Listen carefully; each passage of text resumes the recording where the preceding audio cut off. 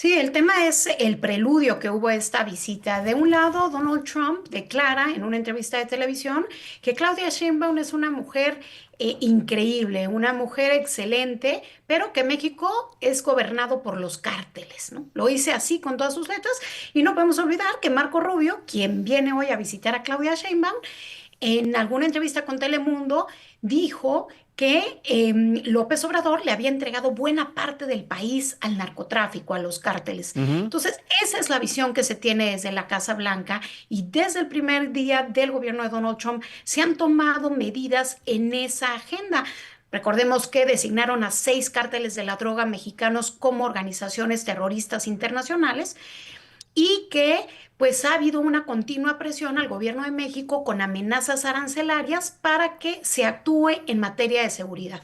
La famosa estrategia de López Obrador, Max, de abrazos no balazos, ha desaparecido, ha cambiado la estrategia del gobierno federal y justamente lo que decía la presidenta Sheinbaum hoy en la mañanera es que en la reunión de hoy con Rubio le presentarán los avances, desde luego decomisos, pues cómo han detenido a algunos de los principales responsables, la entrega de 55 criminales ligados al narcotráfico y al crimen organizado que estaban en cárceles mexicanas y que fueron entregados, que no extraditados, entregados por Ujú. fuera de la ley a Estados Unidos, digamos, a manera de ofrenda para tener contento a Donald Trump y poder seguir trabajando en materia de comercio que es tan importante para la economía mexicana. Y de eso justamente van a hablar hoy el secretario de Estados Unidos, el secretario de Estado de Estados Unidos y la presidenta Sheinbaum.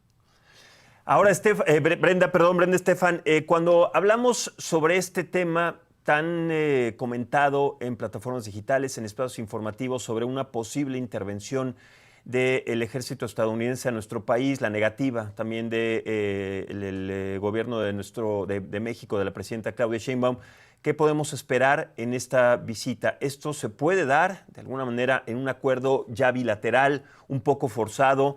¿Es realista? No tanto, porque es uno de los temas que también han estado en la palestra y que ha generado muchísima incertidumbre. ¿Tú cómo ves este tema?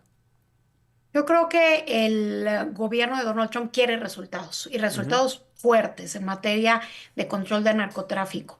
Lo que van a anunciar hoy la presidenta y Marco Rubio le llaman el programa de colaboración sobre seguridad fronteriza y aplicación de la ley, que tiene que ver desde luego con migración, pero de manera muy relevante con seguridad.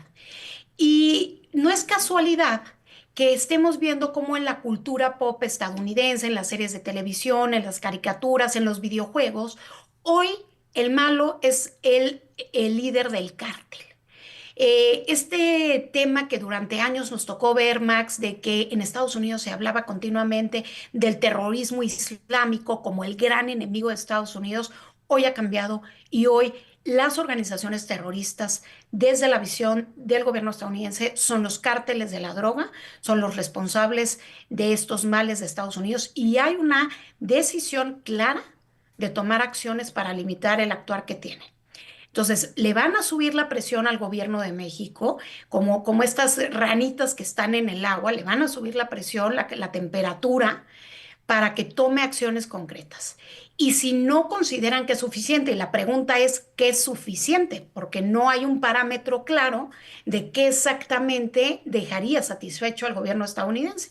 Pero si no se llega a esa situación en donde Donald Trump se sienta como que ya puede cantar victoria en esta agenda que quiere que sea como su legado, pues podría venir una famosa intervención. Yo no lo veo en la forma de una invasión de ninguna manera, pero sí una intervención.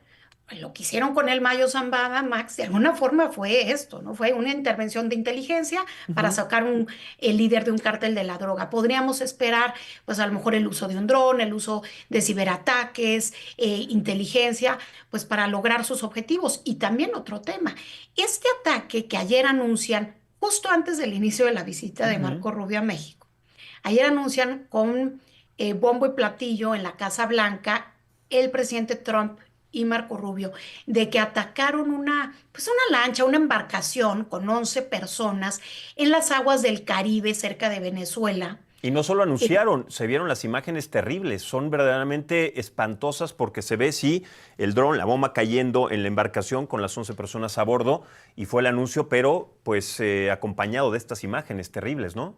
Y los Ujú, volaron en un ujú, segundo. En realidad, no tenemos 100% confirmación de que eran narcotraficantes. Podrían haber ujú. sido traficantes de personas que iban con... Es difícil tener pues, los elementos para asegurar 100% que eran narcotraficantes. Pero el tema es que una vez que una organización como el Tren de Aragua, que es este cártel que opera en Venezuela, ha sido catalogada o designada como organización terrorista, como es el caso de 6 cárteles de la droga mexicanos, Estados Unidos puede, sin seguir el debido proceso, sin intentos de arrestos, sin confirmación pues, presentada ante ninguna autoridad judicial, atacar y destruir, sin aviso. Entonces, me parece que el mensaje y el hecho de que esto suceda un día antes de la visita de Marco Rubio es, te hablo Maduro para que me escuches, Claudia. Exactamente, ese es el mensaje. Brenda, ahora también una de las condiciones que ha puesto el gobierno de los Estados Unidos es, pues, es darle seguimiento a esta lista en donde funcionarios públicos, en donde exgobernadores, gobernadores todavía en funciones, servidores en general, servidores públicos en general puedan estar vinculados con alguna organización criminal. Sobre todo después de las declaraciones de Ismael El Mayo Zambada, también del hijo de El Chapo Guzmán, de Ovidio Guzmán, en donde se han dado a conocer, no, bueno, no se han dado a conocer los nombres, pero se ha dado a conocer que ellos han proporcionado alguna información. ¿Consideras que existe una lista? Marco Rubio va a revisar esa lista porque están también ocupados en saber qué personajes públicos o qué personajes de la vida política están involucrados. ¿Consideras que este también puede ser un tema que esté en la mesa o que se ponga en la mesa en esta reunión bilateral? Pues lo que vamos a saber públicamente es que hablaron de cooperación, que hablaron de migración, que hablaron de comercio, que hablaron de este acuerdo en materia de seguridad, pero no vamos a saber el detalle de estos otros temas. Previsiblemente, habría 2 temas adicionales que estarían en la mesa. El primero es el apoyo, el cobijo de México a Nicolás Maduro. Sabemos que Marco Rubio ha sido durante años la voz cantante del Partido Republicano en la agenda en contra del régimen cubano y el régimen venezolano. Ujú. Y hemos visto cómo en los días recientes ha crecido la tensión entre Venezuela y Estados Unidos con este despliegue de embarcaciones militares de Estados Unidos en las aguas del Caribe cercanas a Venezuela, más lo que sucedió ayer de este ataque a la embarcación con 11 personas. Entonces, claramente, Marco Rubio podría poner en la mesa el tema de decir, bueno, ¿cómo es posible que en México siga cobijando al régimen de Maduro a pesar del robo absoluto de la elección de julio del año pasado, de que hay pruebas de que Nicolás Maduro pues está ligado a este cártel de los soles, en fin, creo que este podría ser un tema que estaría en la mesa. Y el otro es el que mencionabas, el desmantelamiento del manto de cobijo político que hay en este país al crimen organizado. El problema es que ahí a Claudia se le empieza a complicar, porque si empiezan a jalar el hilo, pues pueden salir afectados muchos personajes de su movimiento político y desde luego de otros partidos políticos también. Pero ella estando en el poder sabe que podría afectar a personas cercanas a ella y cercanas a Andrés Manuel.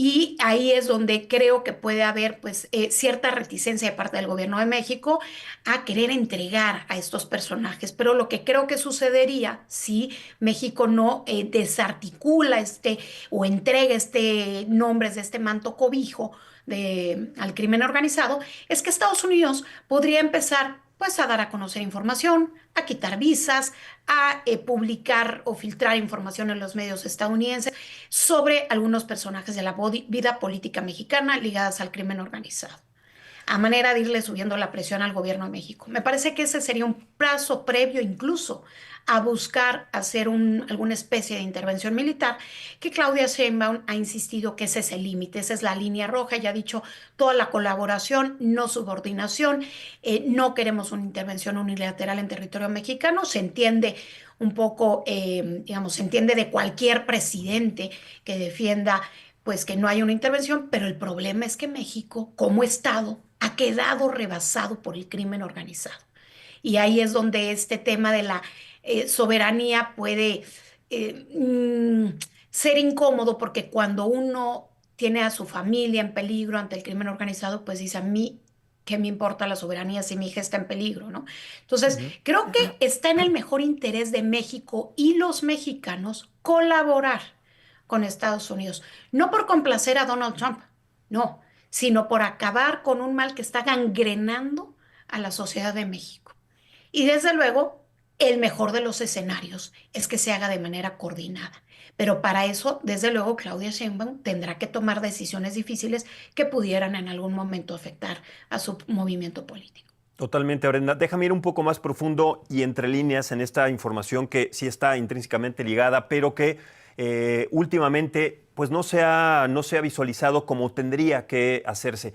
Me llama mucho la atención sobre todo este planteamiento que haces, que es posible que Marco Rubio venga también a meter un poco de presión para que el gobierno de nuestro país se distancie en las relaciones con Venezuela y con Cuba concretamente, y sabemos perfectamente las razones. En el informe de gobierno, voy a ligar todo esto, en el informe de gobierno del día de ayer, la presidenta dijo que la refinería Dos Bocas estaba operando ya al 100%. Y cuando dice el 100%, estamos hablando de 340,000 barriles al día, que es la cifra que estableció Andrés Manuel López Obrador. Según las cifras más contundentes, está aproximadamente a un 45%, lo cual representaría 187,000 barriles. Pero ¿a qué voy con esto y con la relación con Cuba? Sabemos que una gran parte, por lo menos 165,000 barriles, van a Cuba. Están ayudando al gobierno cubano con gasolina, con envíos de gasolina con buques de crudo a Cuba. Y esa gasolina no se queda en México, sigue igual, cada vez más cara, cada vez hay menores condiciones para México. Entonces, este posible posicionamiento de Marco Rubio de pues, romper vínculos, sobre todo en estos momentos con Venezuela y concretamente con Cuba, pueda romper también este acuerdo que bajo el agua tienen México con el país caribeño en este y en otros aspectos. ¿Consideras que esto puede afectar también el discurso de Cuba hacia los Estados Unidos, hacia las relaciones internacionales y hacia la presión que está metiendo Estados Unidos con Cuba, Venezuela y quienes se puedan estar involucrados en las rutas de tránsito de droga, de personas y de diferentes crímenes? ¿Cómo ves estas teorías de conspiración y estos temas entre líneas, Brenda? Yo creo que va a haber mucho menos tolerancia a la posición de México de abrazo a Cuba y Venezuela. Durante la administración de López Obrador y particularmente en los últimos años, cuando estuvo aquí el embajador Ken Salazar, un poco el acuerdo era, mientras el gobierno de México gestione flujos migratorios para que no lleguen en cantidades enormes a la frontera, el gobierno de Estados Unidos mantiene silencio sobre lo que sucede en México, sobre la crisis de seguridad o sobre las posiciones de política internacional de cobijo al régimen venezolano, cubano, el coqueteo con Cuba, etcétera. Pero Trump no tiene esa línea. Trump quiere hacer valer el poder crudo y duro que le da la asimetría en la relación México-Estados Unidos. Y Ujú. por tanto mete todos los temas a la misma canasta y amenaza con aranceles, que es en donde más le duele a México. Y lo que hemos visto es que el gobierno de Claudia Sheinbaum tiene la voluntad pues de agradar o de estar de acuerdo, digamos, entregando cosas que son relevantes para la Casa Blanca, a manera de que en el tema comercial la situación se mantenga a flote, por lo que esto implicaría para la economía de México. Ahora, en el tema de política exterior, Claudia Sheinbaum sigue todavía en los días recientes defendiendo a Nicolás Maduro. En parte porque hay un ala dentro de Morena que es cercana a Nicolás Maduro. El mismo expresidente, penoso expresidente del Senado, Gerardo Fernández Noroña, pues tiene un sinnúmero de fotografías con Nicolás Maduro y se presenta como un defensor del régimen chavista. Pero no es solo él, es Itlali Hernández, son otros personajes del partido y que Claudia Sheinbaum no se quiere pelear con esta ala de su movimiento político. Pero la presión de Estados Unidos va a subir seguramente también en esa materia. No lo vamos a ver en los comunicados oficiales, porque esto sería información que desde luego no se va a dar a conocer. Pero partamos de la base de quién es Marco Rubio y cuál ha sido su agenda histórica. Esta agenda antirrégimen castrista, Ujú. antirrégimen chavista, no va a dejar de ver pues que pululen los médicos cubanos en México, que México aporte petróleo a Cuba para darle esta pues liana de salvación. Y entonces creo que definitivamente podría ser parte de la agenda. No necesariamente eso significa que Claudia vaya a romper con este par de regímenes, pero podría ser algo que esté hoy en la discusión como un tema adicional que pudiera ser espinoso, Max. Claro. Ahora, en el tema de seguridad también va ligado el tema económico, el tema de los aranceles y el tema de los establecimientos con las características económicas en este sentido. Cuando Marco Rubio esté en estas pláticas, ¿crees que pueda influenciar en la próxima revisión? Porque se va a revisar, ya lo hemos dicho anticipadamente, las condiciones del TEMEC este año en lugar del 26. Se van a adelantar. ¿Crees que él influya un poco en que las condiciones y la revisión de los puntos en los que está interesado Estados Unidos puedan cambiar, puedan modificar, puedan poner, porque ellos son los que tienen ahora la sartén bajo el mando, y pues estas situaciones no nos benefician? ¿Cómo crees que nos deje parados en el sector económico y además en los acuerdos en el TEMEC la visita de Marco Rubio? Bueno, es que el TEMEC ha dejado de ser visto en Estados Unidos como un instrumento de política comercial en donde meramente lo que predomina es una visión técnica de, por ejemplo, las reglas de origen, de trazabilidad de los insumos, para convertirse en un elemento de negociación. El presidente Trump ve al mercado estadounidense como un activo geopolítico que tiene que utilizar para generar otras concesiones de parte de los diferentes países, no solo de México. Lo hemos visto con la Unión Europea, lo hemos visto con India, lo hemos visto con otros países, como lo que busca es a través de lo comercial generar concesiones en otros países, en otras arenas. Y entonces queda claro que aunque Marco Rubio no trae la cachucha de ser el negociador del TEMEC, pues sabe que esa es la visión de la Casa Blanca y que él puede presionar con temas comerciales para otras agendas. Y nada menos, el viernes antepasado pasó un poco desapercibido en México, Max, pero hubo una declaración del primer ministro canadiense, Mark Carney, en donde dice, bueno, el nuevo TEMEC no va a ser como antes, porque ahora va a incluir la seguridad, la parte de seguridad. Va a haber un entendimiento de seguridad como parte del TEMEC. Entonces, creo claramente que el tema comercial será también uno de los que esté en la mesa como algo que le interesa enormemente a México, que es la zanahoria, digamos, y que Estados Unidos utiliza como una espada de Damocles sobre el gobierno de Claudia Sheinbaum para seguir pidiendo concesiones. El tema es hasta cuándo, porque previsiblemente a Donald Trump no le interesa dejar de amenazarnos. Esta idea de las prórrogas de 90 días más y 90 días más y cada vez vuelven a hablar y 90 días más, ¿por qué no tira de una vez el gatillo Donald Trump? Bueno, entre otras cosas, porque aunque la relación es asimétrica, es una relación interdependiente. Y Estados Unidos se ve beneficiado de la integración comercial con México para tener productos más competitivos en el mundo. Y ahí la mayor parte de la exportación de México a Estados Unidos es de empresas estadounidenses Ujú. basadas en México, porque los grandes países, las grandes economías tienen estas células, digamos, en sus procesos de manufactura que les permiten ser más competitivos, con costos pues más asequibles. Y en el caso de Estados Unidos, pues México ha sido clave. Entonces no tira el gatillo, pero lo mantiene ahí cercano a la cabeza del TEMEC, de la economía, de los aranceles, para que siga habiendo concesiones. En las fichas geopolíticas que sabemos que México tiene con otros países en las relaciones internacionales, no solamente bilaterales, y sabemos la importancia, lo ha remarcado Brenda, sobre la relación tan importante que hay de México y Estados Unidos, pero últimamente no sé si has visto que Rusia, China, India, inclusive Corea han mandado mensajes, entre líneas, mensajes de unión. Y Estados Unidos claramente quiere retomar otra vez el control que ha tenido siempre como el país más poderoso del mundo. ¿Consideras que estos mensajes de estos países pues tienen que ver con todos los objetivos que actualmente Estados Unidos tiene en diferentes países, no solamente en temas comerciales, económicos y de aranceles, sino también en temas bélicos, lo que pasa en Israel, lo que pasa en Rusia y Ucrania, etcétera? ¿Cómo ves este posicionamiento de Estados Unidos y las fichas geopolíticas, tomando en cuenta que pues nosotros también estamos involucrados por ser los vecinos más cercanos de la Unión Americana? Claro, Max. Es muy importante que México, justamente por esta enorme relación que tiene con Estados Unidos, entienda lo que está pasando en el resto del planeta. A veces nos centramos tanto en la relación bilateral que dejamos de ver lo que sucede en otras latitudes. Por eso es muy importante lo que señalas.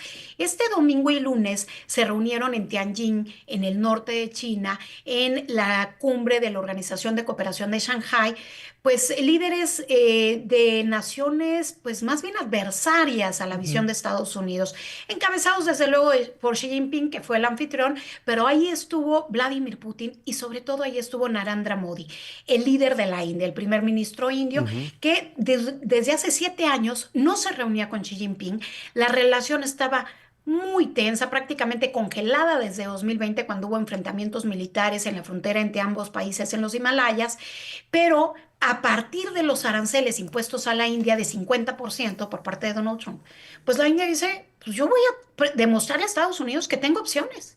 Y a pesar que desde la administración Obama, Washington ha cortejado a la India para pues que sea un contrapeso a China en la región y para que sea un aliado de Estados Unidos en su estrategia en el Indo-Pacífico, en donde China busca avanzar, pues a pesar de ello, ayer, perdón, Ujú. el lunes y el domingo vemos cómo van de la mano Modi y Putin a saludar a Xi Jinping, los tres sonrientes, y la fotografía es una postal que recorre el mundo por las implicaciones que tiene. Exacto. Y nada menos hoy, en Beijing se lleva a cabo un desfile militar por el 80 aniversario del fin de la Segunda Guerra Mundial, en donde además de estar Putin, que se quedó 4 días en China, pues están otros personajes como el mismo Kim Jong-un, el líder norcoreano, otro Ujú. adversario de Estados Unidos.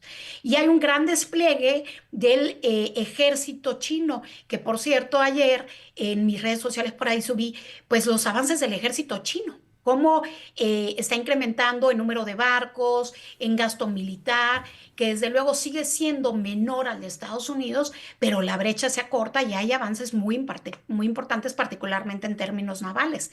Entonces, claro que el despliegue de esta semana en China busca mostrar que el mundo ya no es unipolar, que el mundo es multipolar, y particularmente Xi Jinping quiere aprovechar este momento en donde la errática política exterior de Donald Trump con la brutalización de las relaciones internacionales, pues le genera campo fértil a Beijing para avanzar sus intereses geopolíticos.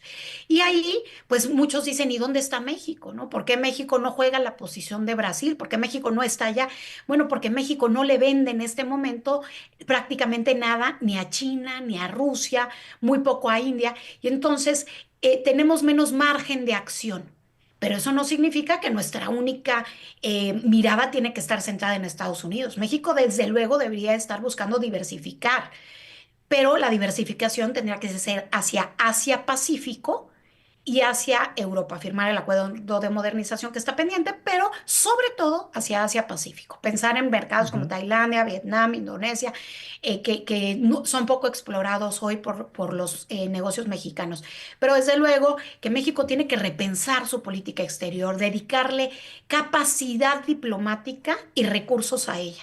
Hoy estamos verdaderamente en una situación lamentable en el servicio exterior mexicano y en la Ujú. política exterior de México, en donde se designan pues embajadores que no tienen el perfil, que son premios políticos para la gente pues que ha aplaudido a la 4T, pero que son diplomáticos de ocasión, no diplomáticos de formación o de vocación, que puedan realmente avanzar los intereses de México en el mundo, en este que es el mayor momento de crisis geopolítica desde el fin de la Guerra Fría, Max. Totalmente. Y qué importante me parece el análisis que haces, Brenda, porque cuando hemos hablado hace tiempo del BRIC, ahora los BRICS, los países en vías de desarrollo que tienen posibilidades además de entablar relaciones comerciales, México tendría que haber estado en ese bloque desde hace años. México es un país con muchas ventajas, no solamente por la parte geográfica, sino también además pues, la capacidad que tenemos de tener relaciones comerciales y de tener un crecimiento importante, las perspectivas en diferentes etapas. Pero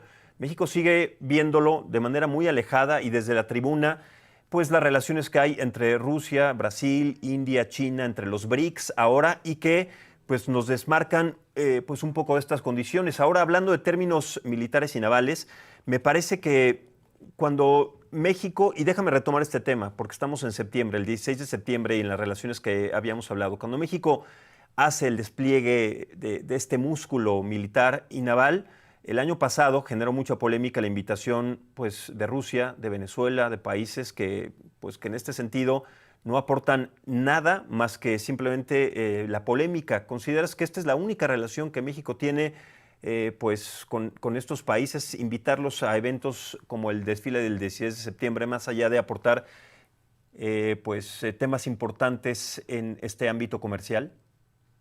Bueno, yo primero diría sobre el tema de los BRICS. Los BRICS hasta ahora es más una narrativa que una realidad. El incremento que se ve en el comercio entre ellos obedece mucho a la venta de petróleo ruso a India y a China, pero en realidad no es un bloque unificado, sólido. Para México, América del Norte, el Telecán sí es una realidad. Y por eso la apuesta sí, creo que la correcta es hacia América del Norte, pero disminuyendo la dependencia, volteando más a Canadá, aumentando el comercio con Canadá, no solo con Estados Unidos, a Europa y a Asia. Para México, en términos nominales, la ganancia de acercarse mucho a Rusia o a China es minúscula. Y la situación de Brasil es muy distinta porque Brasil, pues su mayor socio comercial es China. Ujú. Y Brasil es una economía que no depende tanto del comercio exterior, es una economía muy proteccionista. México en realidad es una economía de libre mercado en donde buena parte de nuestro PIB está ligado a la exportación y de nuestra exportación 84% va a Estados Unidos. Entonces, nuestro margen de maniobra es mucho menor que el de otros países. Eso no significa que no podamos disminuir en cierta medida, en algunos puntos porcentuales, nuestra dependencia de Estados Unidos y que tengamos que construir alianzas con países pues que estén sufriendo pues un chantajeo o amenazas similares a las que está haciendo Trump a México, como es el caso de la Unión Europea, ¿no? O el mismo Brasil. Volviendo al tema de Venezuela y de Cuba y de invitarlos, pues en realidad parece más para la tribuna. Parece que es algo que hace Claudia Sheinbaum para congraciarse con las alas más de izquierda dentro de su movimiento político, con los liderazos como el de Fernández Noroña y algunos otros que pues se sienten identificados con estos regímenes. Pero el hecho de que enviemos petróleo, de que recibamos médicos, ahí es donde el discurso no se queda en discurso, sino pasa a realidad y desde luego incomoda a Estados Unidos. No significa que México tenga que ceñirse a todo lo que diga Estados Unidos, no, México tiene que definir en qué sí puede colaborar con países, por ejemplo, como China. ¿No? ¿En qué agenda sí? En la agenda de cambio climático, donde Donald Trump ha cerrado la puerta a esa agenda y es una agenda fundamental para el futuro del mundo. Bueno, pues ahí sí podemos colaborar con China. ¿En qué agenda sí, pero en cuáles no? Porque afectan la seguridad nacional de nuestro mayor socio comercial. Entonces creo que ahí Ujú. hay un equilibrio complicado que tiene que estar jugando México.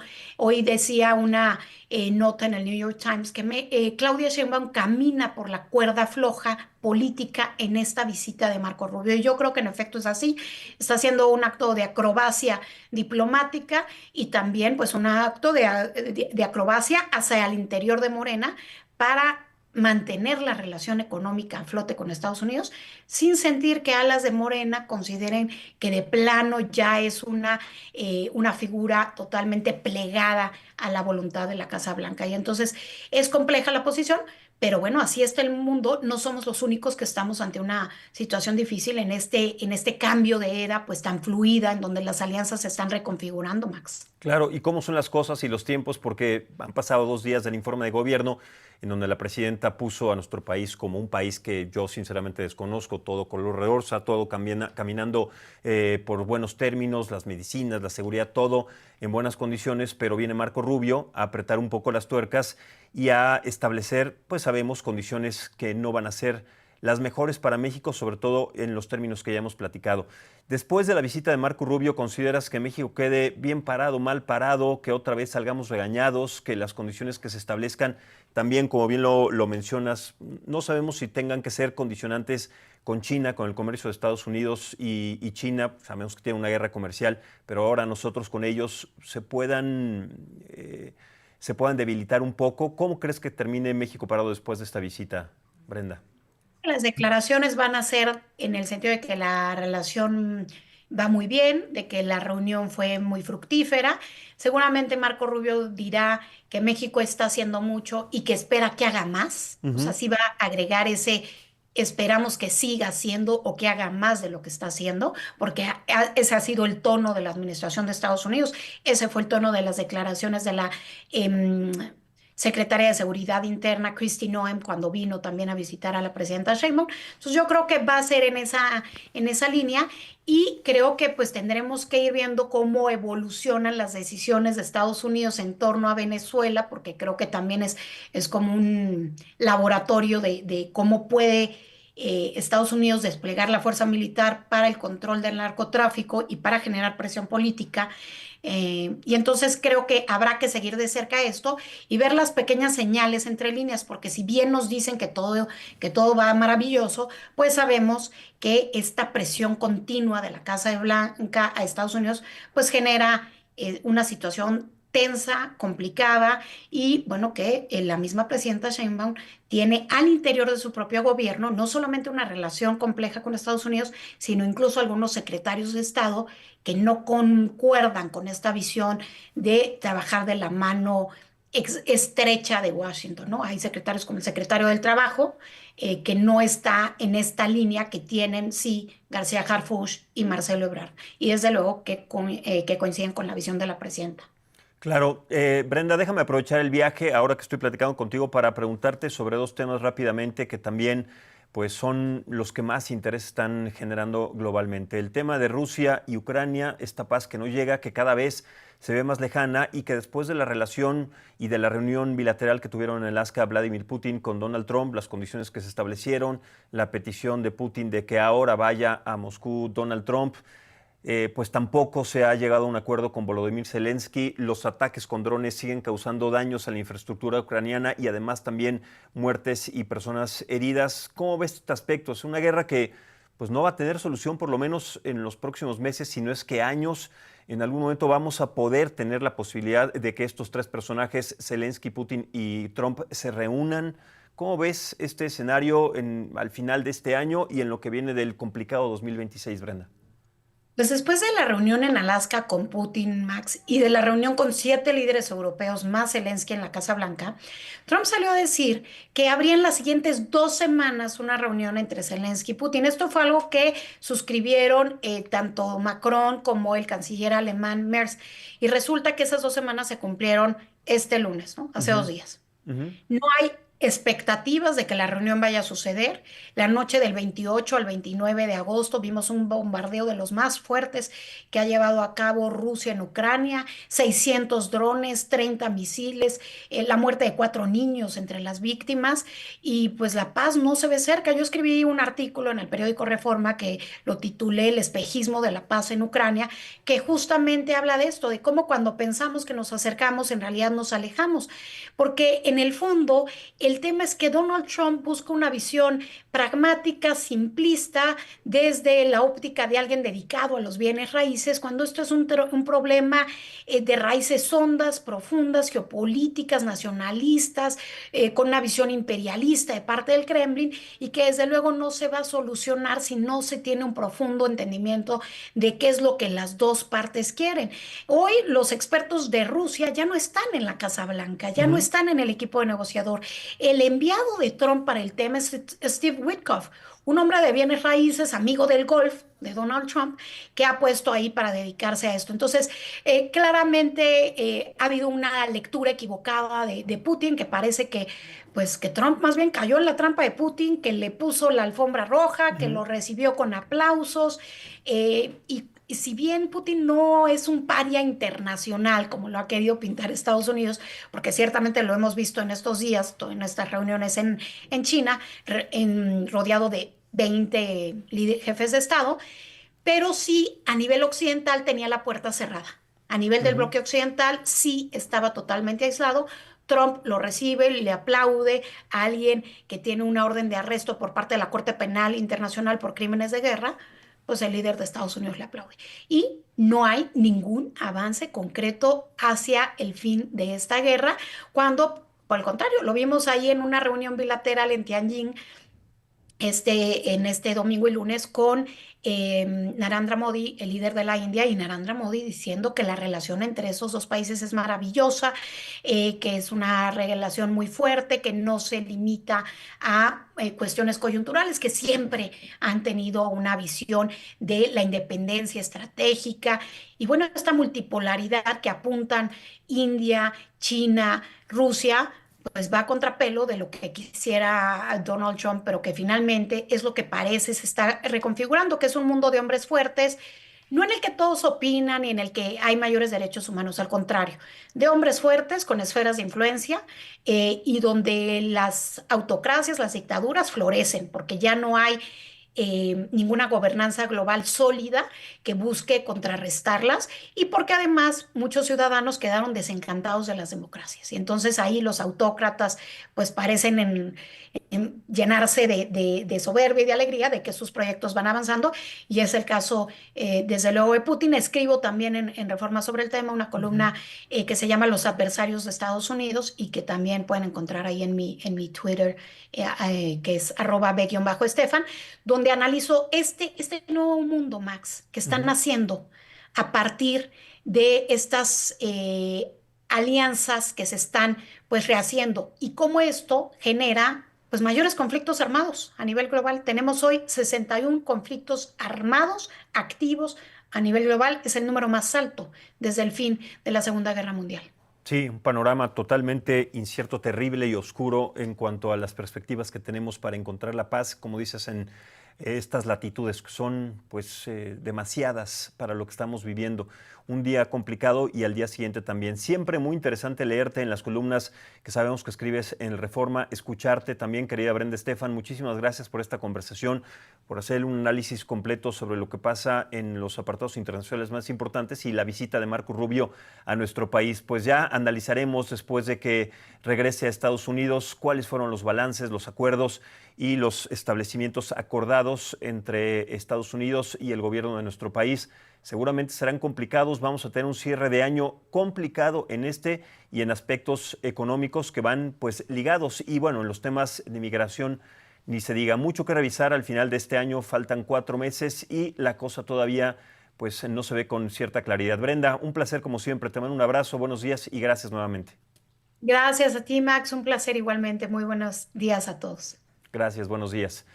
Bueno, vamos a pasar ahora a otro tema sumamente polémico y preocupante, el tema de las medicinas, del desabasto de medicinas, de la discordia que existe entre la cifra que dio la presidenta Claudia Sheinbaum y la realidad. En este momento, pues me voy a enlazar con Alejandro Barbosa. Él es director precisamente de la organización civil Nariz Roja para platicar de este tema, lo que él considera que escuchó de la presidenta Claudia Sheinbaum, la interpretación o la realidad. Ella aseguró que el abasto de medicamentos está actualmente al 90% en toda la República Mexicana, en hospitales y clínicas del país, como se ha establecido. Y parece que las situaciones y la realidad es muy diferente. Alejandro, me da mucho gusto saludarte. Muchas gracias. ¿Cómo te va? Buenos días. ¿Qué tal? Muy buenos días, qué gusto saludarte. Bueno, pues primero, pues hay que estar felices, hay que estar